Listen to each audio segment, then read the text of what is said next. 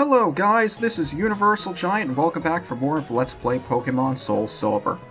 Last time we made it through the Cianwood City gym, defeated Chuck, got the Storm Badge, HM2 Fly, which we're now allowed to use to go from place to place, returned the secret potion to Amphi in the Lighthouse, who was healed up by Jasmine, the gym leader of the Olivine City gym here, which specializes in steel types. Now, because I'm contractually obligated to open up every episode with something completely boring that has nothing to do with anything, let's hit up, what's her name? Gwenna! Because I promised I'd call her eventually and never really got around to it. After midnight? She's not even on at this hour, what gives? Oh yes she is, it's 5:30. I apologize. Let's go into the gym. Because now that we've restored Amphi to full health, Jasmine will fight us along with all of the trainers in the way. So this is going to be fun. We haven't had access to many steel types yet, have we? But because these guys heard of our efforts, they're not actually going to fight us. They're just going to encourage us to give it our best here.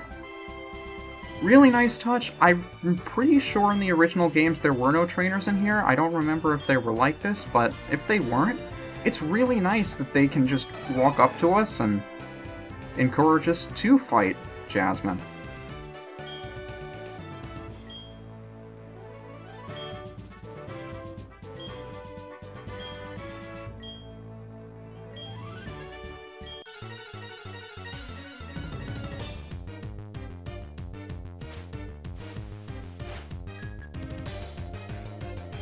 Now for this point in the game, Jasmine's Pokémon are pretty powerful. She sports 2 of these Magnemites, which we already know how to exploit the weaknesses of. Steel Electric types, but they do not have Levitate, which means they're 4 times weak to ground, and if she is any kind of smart, she'll switch out, but the AI is apparently not smart enough to. I don't expect any of these things to live a dig. Her biggest threat, which is a whopping level 35, she likes to... Why are these guys not sending out their strongest Pokemon when I expect them to? Usually, if you just tear through their first or second Pokemon, they'll jump straight into the most powerful one, except, I suppose, she doesn't really have anything to take Heracross on. Not that I expect much. I don't know. I expect these gym leader fights to be much more difficult than they turn out to be. But her most powerful Pokemon by far is Steelix, trait evolution of Onix if it's holding a Steel coat. Obviously introduced in this game because there was no such thing as a Steel type in the original Generation 1. Ground Steel type. Extremely physically powerful and physically defensive. I'm not sure if a Surf will even do it in. I don't believe its special defense is that great. Apparently I'm wrong. But this is her specialty move, Iron Tail. Steel move, very powerful, but not as accurate as you would expect it to be. And can also lower my defense, which means I'm probably going to get knocked out by this thing next turn. But you saw how much damage that did to me. Crunch resists steel moves. It's been a while since I've seen a gym leader's Pokemon heal itself. But yes, it does miss fairly often. As long as she doesn't heal this thing, we should be in the clear. But yeah, level 35 with a Pokemon as powerful as Steelix? If you don't know how to approach this fight, she'll freaking obliterate you.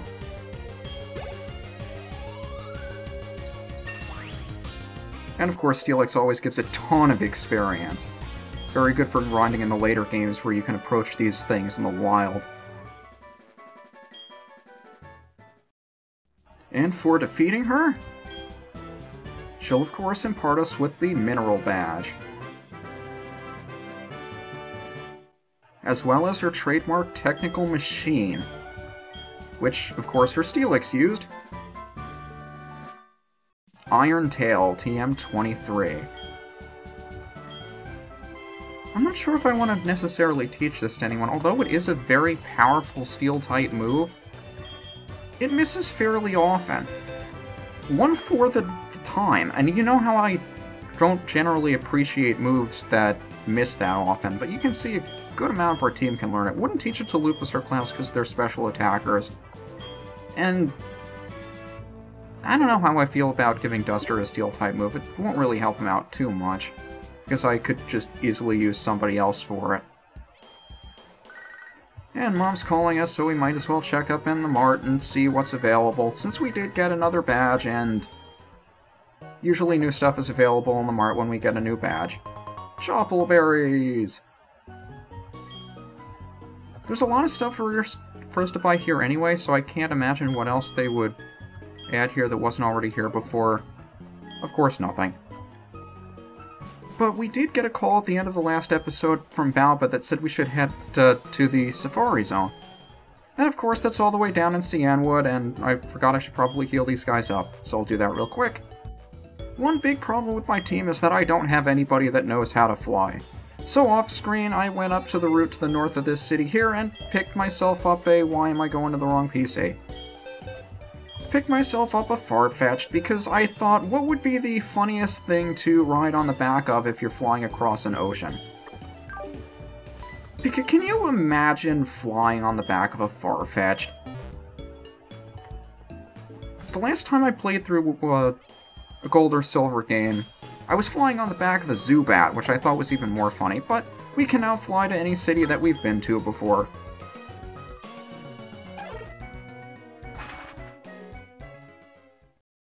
So I'll go deposit him back in the PC, and we can finally head up the route through the wall here that was not here in the original games, making our way to the Safari Zone.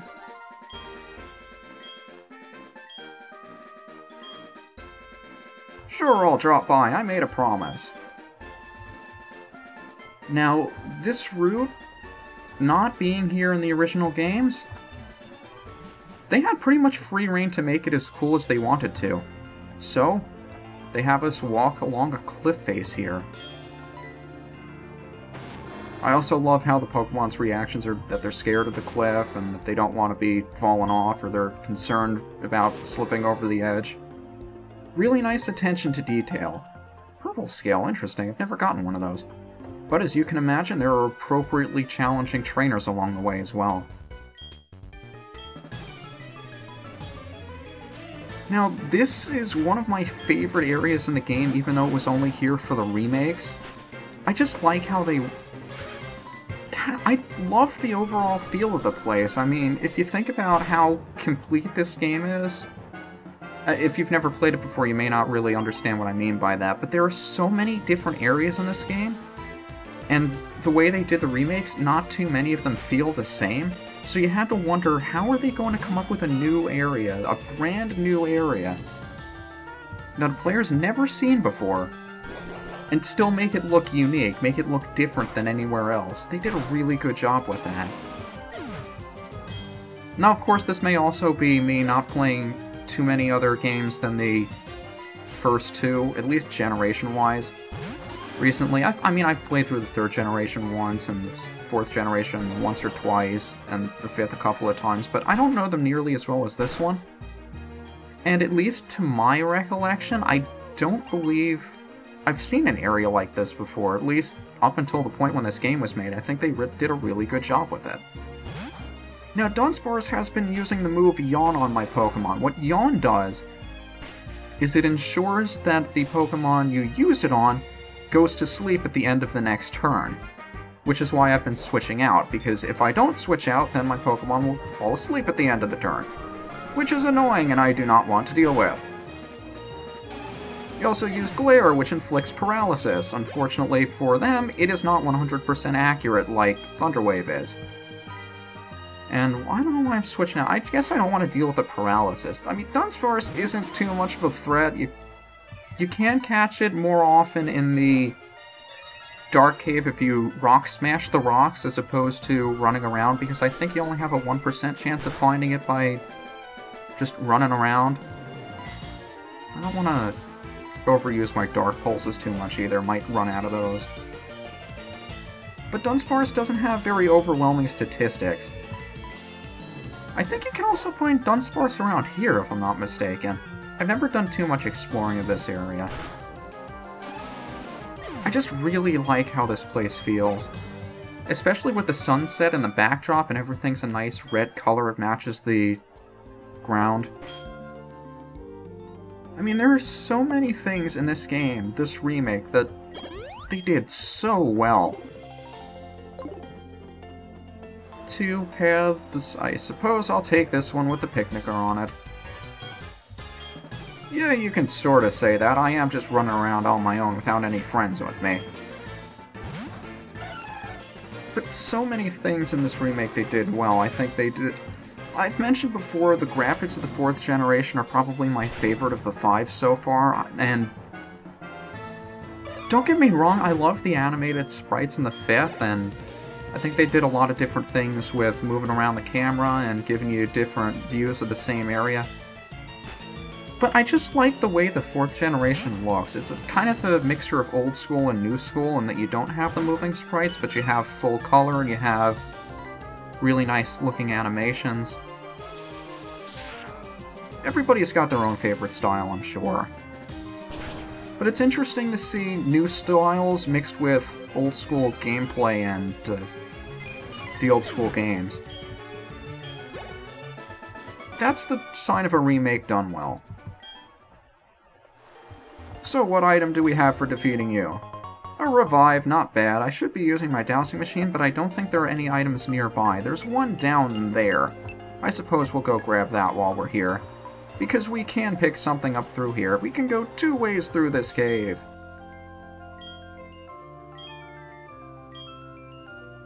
Oh, decisions, decisions. We already know that there's nothing downstairs, but there are quite a bit of Pokemon that we can run into down here as well. And I suppose I'll show them off on my way back up. Are there any pearls or stuff in the sand down here? Nope. I suppose we should go surfing around here as well. There are a couple of new Pokemon we can find surfing. I should just switch Lupus out of the lead spot because he is not going to be doing us too much good as a fire type, because he's weak to water. Let's see if I can run into those guys without having to put up a repel.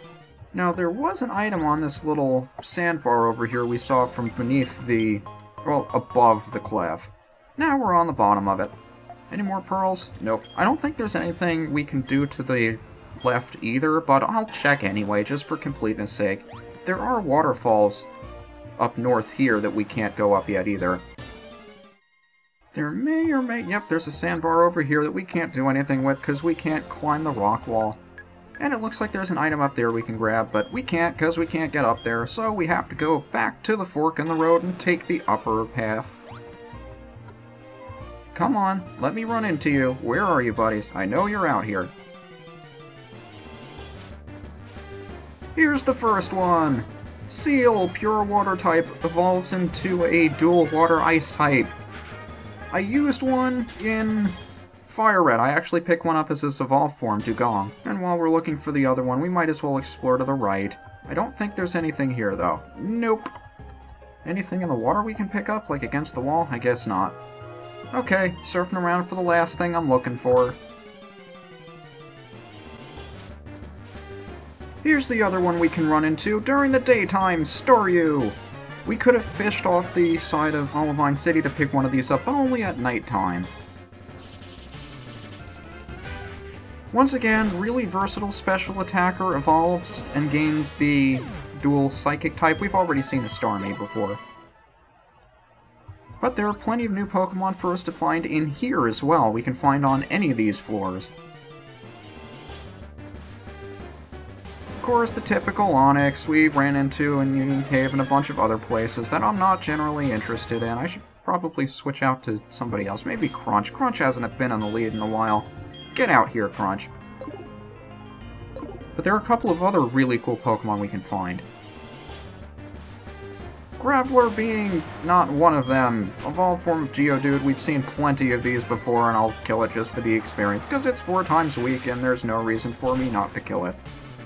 If it only takes a couple of more seconds to kill it as opposed to running away, there's no reason not to kill it. I'm actually not sure if you can run into guys on this floor. I'm pretty sure you can. Yeah, you can. Stupid Golbats. I wonder if there's anything up here on this level. I remember there being an item right over there. But there's some really interesting Pokemon you can find in here. It's not in that corner, it's in this corner. An Ultra Ball, how handy! But there's some really cool Pokemon you can find in here that I really want to show off. The first of which is a Kingler, the evolved form of Krabby. Really cool looking. I don't remember if we've seen one before. I think I would have gone, oh my god, it's really cool, and remembered saying that if we had already. I picked a really bad time to switch into Krakow. Because that's a very powerful... that's not very good. It's definitely going to outspeed me. You know what, let's switch into somebody that resists. I didn't anticipate this being a difficult battle. Get in there, HCB. I get to show off your ball capsule stuff. Fancy. But yeah, not too much to say about Kingler that I haven't already said about Krabby. It's just that you can run into Kinglers here. I don't remember when the first time is you can fish for one of these. I think you need the last kind of rod in order to pick this guy up while fishing. So this is probably your best bet if you want to catch one that's evolved and are too lazy to evolve a Krabby yourself. Metal Claw, Steel-type move, raises your attack on occasion. Doesn't protect you from Heracross. I think we also need to do some healing. Do we need to heal anybody? Who needs a heal? I haven't paid attention. You know what? I'll heal them with berries off screen. Oh, if only citrus berries were easier to obtain than they are. Who should I have leading? Duster, I guess. Go, Duster! Just gotta find those guys I'm looking for. Like Machoke, the evolved form of Machop. Running away from you as soon as possible because I'm weak to fighting moves.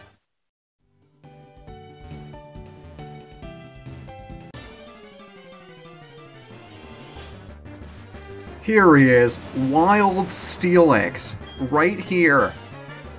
In the original games, you had to trade an Onix with a Steel Coat if you wanted to find a Steelix. There were no Wild Steelix. But out here on the new route leading to the Safari Zone, there they are. And it has Sandstorm.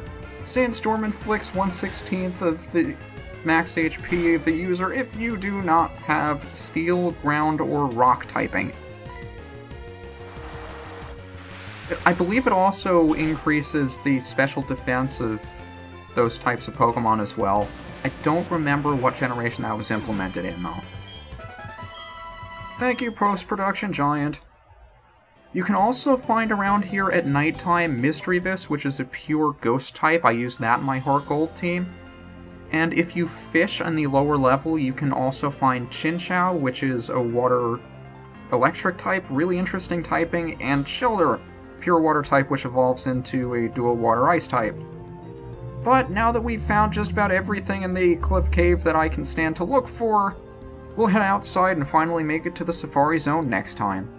This is UniversalGiant, and Duster's feeling great. See you next time.